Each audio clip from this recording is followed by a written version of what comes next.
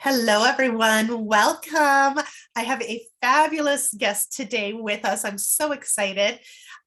There's so much going on in the world of dementia care. And my guest, Sherry Friend, who is with Oakwood Creative Care, is like probably the best person for us to be talking with today about this topic. So I want to welcome you, Sherry. Thank you so much for joining us and taking time out of your busy day. I know you don't have a lot going on, but No, I was bored just before we got see, on. I was like, see, what I, am I I going to do saved you today? from that.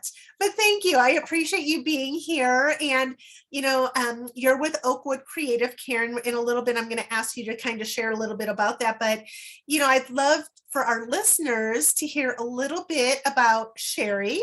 I don't know. I have to find out about Sherry a little bit here. I've been in the field 32 years, but I'm always curious how long people have been in their field that they're in right now, what led to them being where they are, and just help us better understand who you are. So maybe let's start with that. Just how did you get into the field that you're currently in? Let's start there.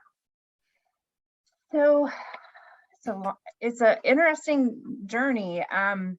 And I have been on this journey now to lead me to where I am today for, sad to say, 22 years. Like, Nice. man.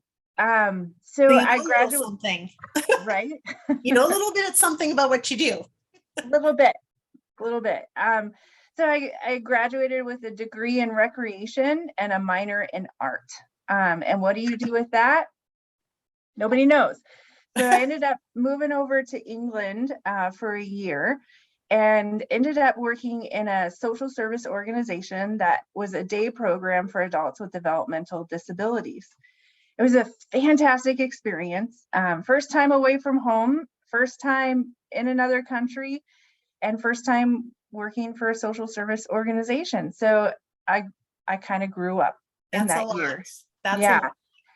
But when I moved home, I went and visited my grandma, and she was in her last few weeks of life. And she said, "Sherry, what are you going to do next?" And I gave her all these different ideas of things I was going to do. And she said, "That's not it. You need to work at a place like this with people like me and make it better." And I was like, no, that is not my dream. But several weeks later, I was looking through the newspaper and found a position in the west side of Arizona, working for a nonprofit at a social model day program for early stage Alzheimer's disease. And so I just threw my resume out there thinking they'll never call me back, but at least I can tell grandma that I applied. Oh, Well, they called me and I got the interview. And I got the job. So I'm this like young kid. I've never heard of Alzheimer's disease. I'm supervising people for the first time in my career, and I have no clue what I'm doing. And so awesome. I quickly had to figure it out. So I started taking some college courses in Alzheimer's disease and going to conferences and really started studying this and came to realize there was something different that I experienced in England than what I was starting to see happening in the industry in the US. And so I started to ask a lot of questions like, why do we do it this way? So person-centered care was created in England by a gentleman named Thomas Kitwood. And so they're pretty advanced in England and really caring for individuals' strengths and personhood, and really looking beyond the diagnosis of somebody to help them live their best life. And so the more I started to study this and realize, like, man, there's so much work we need to do in this area. And then my other grandmother ended up getting Alzheimer's disease, and I stayed the night with her first night in a memory care facility, and it was an eye-opening experience on many levels.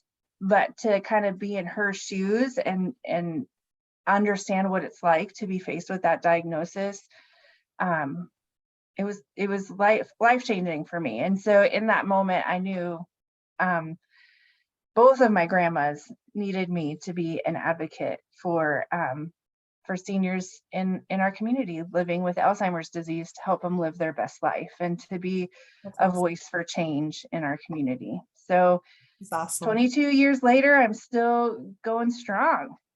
Look at you. You are. You have definitely made quite the impact in the community, specifically with Oakwood Creative Care. How did you get to be with Oakwood Creative Care? Because it's a far away from England. It is. It is. So I've spent a lot of my career on the west side of town. Kept trying to get back to the East Valley because that's where I'm from and that's where my family is. And so when the position came open for what was then Serine Adult Day Healthcare,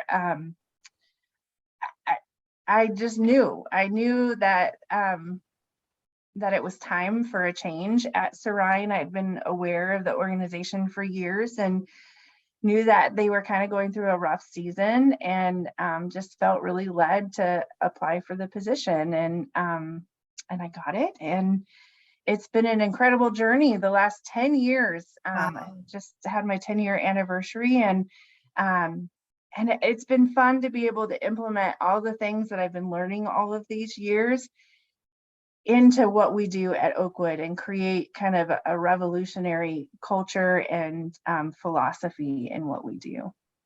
That's awesome. That is so awesome.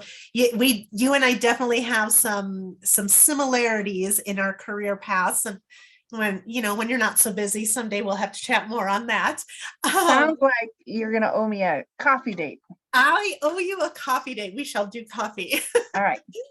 So tell me a little bit about, so of course, doing what I do and being in the field as long as I have, just like you, we come across so many different needs and dynamics in the community and with different individuals. How does Oakwood Creative Care contribute to the community? What do they provide for the individuals that have kind of those unique needs that come with a different dementia diagnosis?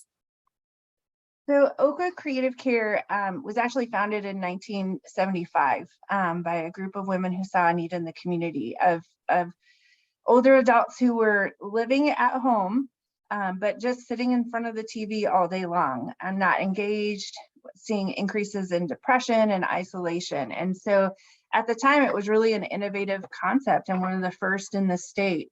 So we have licensed adult day health programs, 2 of them in Mesa and 1 social model in Chandler. So that's really targeted to those that are in early stages and needing a little bit less support. So we have nurses on site that can give assistance with medication, personal care, and then a beautiful lunch is served every day. But in addition to that, what we do really kind of our specialty is the engagement. So we believe that even if somebody has a fading memory or some physical impairments, Parkinson's, whatever the challenge might be, that they can still have purpose and meaning in their life. And so we have an exciting engagement program that taps into the creative center of the brain, which is one of the last areas of the brain to deteriorate. And so we can really focus on those strengths and those areas that can ignite joy. That's kind of what we're about, is finding moments of joy. And so we do that through art classes, music, exercise, and building strength and balance to reduce the risk of falling. And then also just lifelong learning classes as well that are pretty phenomenal. So we are excited to be launching after, all these years of providing services. What we've realized is that we need to challenge ourselves in growing in how we support the family caregiver. Mm-hmm. And adding additional resources and support for them. And so we have secured a grant. We are a nonprofit. So we secured a grant to be able to expand our services to create a dementia hub. So that's going to be coming. We're launching some of those services soon, and hopefully we'll be in a new space in the fall. But that will be an opportunity for a nurse practitioner, social worker, and occupational therapist to be able to offer some really dynamic training and support for families that hasn't been done here in Arizona. So we're excited about that. That's awesome. I know the times that I've been over to Oakwood and visited, the one thing that stood out is just the interaction between not only the team members at Oakwood, but just being engaged, the different people attending the different workshops, being engaged, and just there's laughter, there's just a sense of family when you walk in. And so that's exciting with, the hub and all that. And just let me ask you this, people that are listening and they're thinking, I know I've come across this in my many, many years, is there's usually a stereotype that people, they hear certain things and they think certain ways. What could you say about Oakwood Creative Care that might clear up some of those stereotypes that might be out there? Because I know so much has changed over the years, and Oakwood definitely is just, I mean, they're so unique and just so engaging. What can you share with the community about that? So it's true, there is a stigma to any type of care, really. But I think what is different about our model and our approach is that instead of calling them centers, we call them clubs. Our staff don't wear scrubs because we don't want anybody to feel like they're here to get medical services, right? So we hire staff that are teachers instead of activity directors, and so they have college degrees and they're able to teach what they do instead of just sitting and being entertained all day. And so I believe that no matter what your diagnosis is, that there's treatment beyond a pill, right? And so a lot of times when families go to a doctor, they get the diagnosis of dementia or stroke or whatever it might be, and you're given some medication to help. It may or may not help, but if we sit back and we just stop trying, then the disease can take over, right? But we can reduce the effects of the disease, and we can slow progression down, to give people the best quality of life. And so it's looking at it instead of just it's respite for the family caregiver. Right. It's actually treatment. You're getting better when you're here, and so you can have control over your disease process. You can have control over the choices that you make, and you can have community and be a part of something and have friendships. And that is it. I mean, we all saw it in the pandemic, right? Like being isolated at home, the impact of what that had on each of us and our mental health. It's the same thing, right? Right. We Right. have to be engaged. We have to be challenging ourselves and keeping those neurons firing. And that's huge, is just staying engaged, because like you said, people that don't have that stimulation, I mean, think about ourselves. If we're not getting out doing what we're normally doing on a day-to-day basis, it's that whole use it or lose it type of thing. It's like you have to keep those neurons stimulated and the activity going in, the engagement. And the nice thing, I think, too, is that Oakwood Creative Care presents an environment that is it's accepting and it's safe.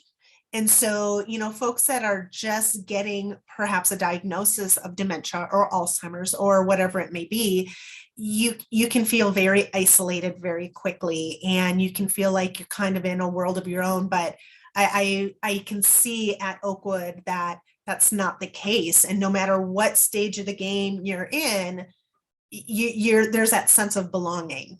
Yep. So yeah. It's a special place. I mean, it is. I might be biased, but no, you are spot on. It is. And that's why I was excited to have you as a guest, because I know Oakwood does present that unique niche for the community where there isn't anything like it. And I know Oakwood Creative Care is getting involved in many different things outside of the immediate building, location. Can you talk a little bit about what's going on out there? And I know there's some things coming down the plank, so we won't, go there quite yet, but what are some of the things that you can share that are up and coming?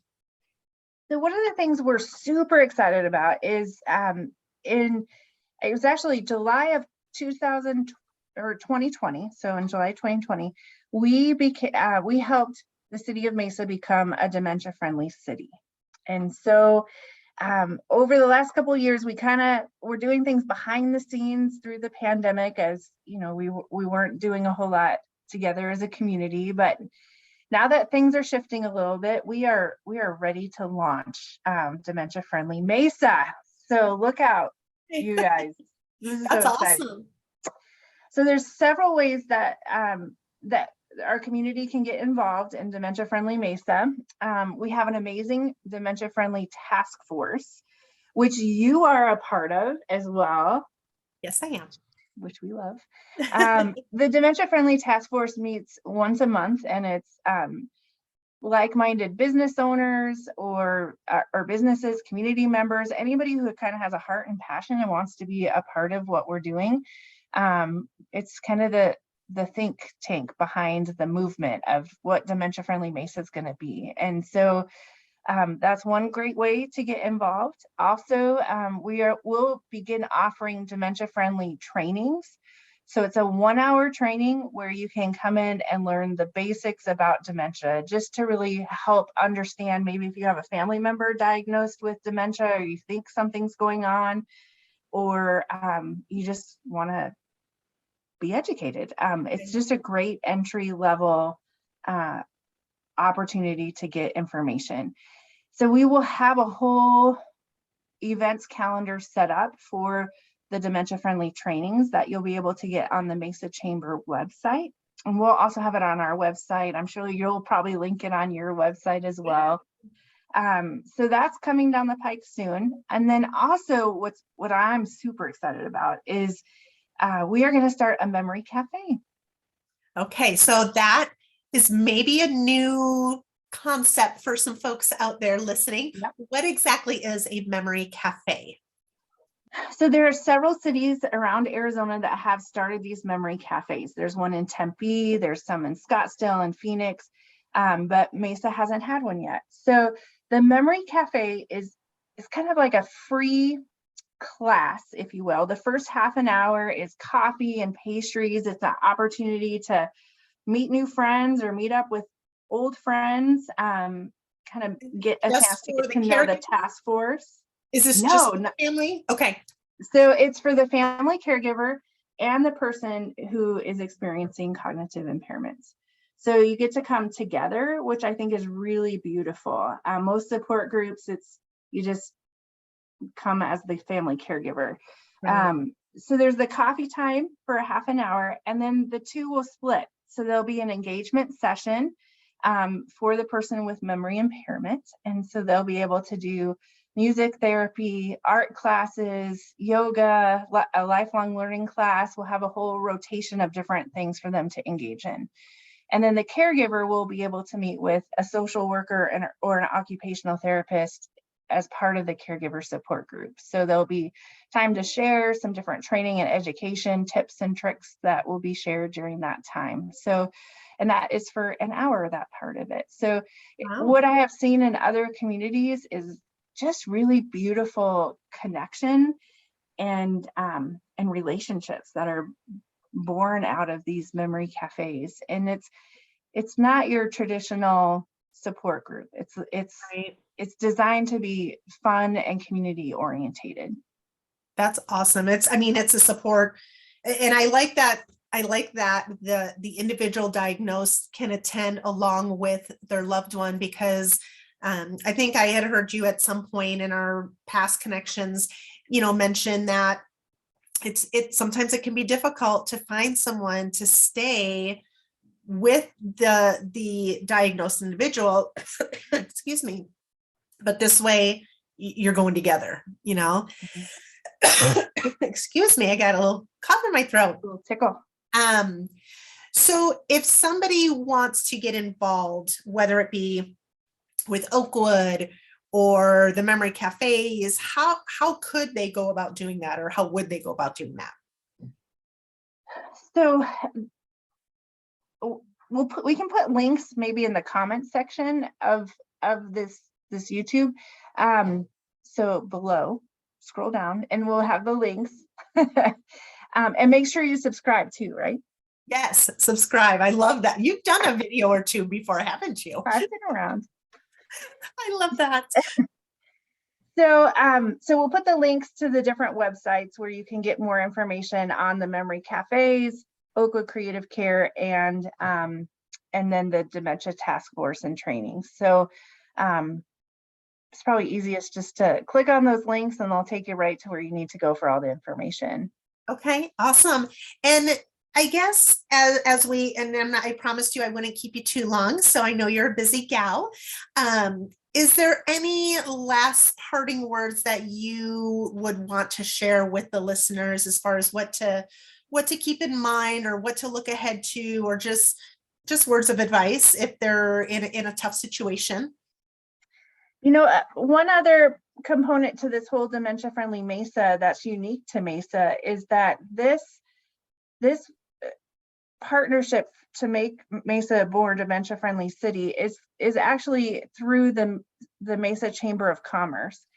And so another piece of this is that we're going to be creating a business designation program. So businesses can become dementia friendly as well. And then you'll be able to get a decal that'll go on your window so you can, tell the community that you are dementia friendly and aware, and that you are a safe and loving place for these people to be able to go and be able to remain active in our community. When a business is, when they're declared or whatever a dementia friendly business, what does that mean? Like, what do they do to get to that point or that designation?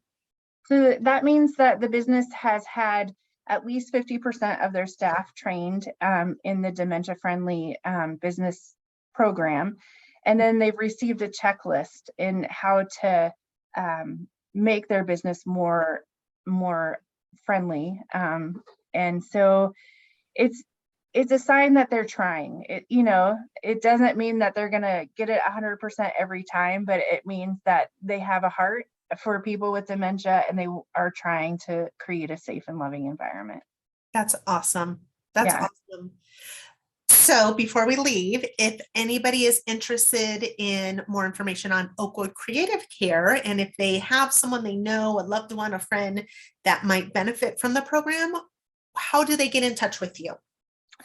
So our website is www.oakwoodcreativecare.org. And you can follow us on Facebook as well. We have a pretty active Facebook page, so you can kind of keep an eye on the different events that we have going on, and different tips and tricks that we might be sharing with the community. So that's another great way. Or you can give us a call at 480-464-1061.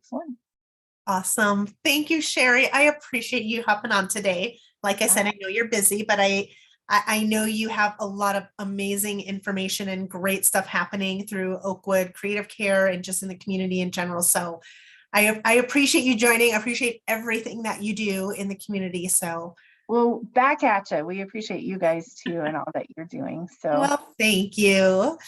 All right, Ms. Sherry, I will let you go. I won't keep you, but again, thank you. And thank you to all our listeners for hopping on today. We'll chat soon. Bye. Bye-bye.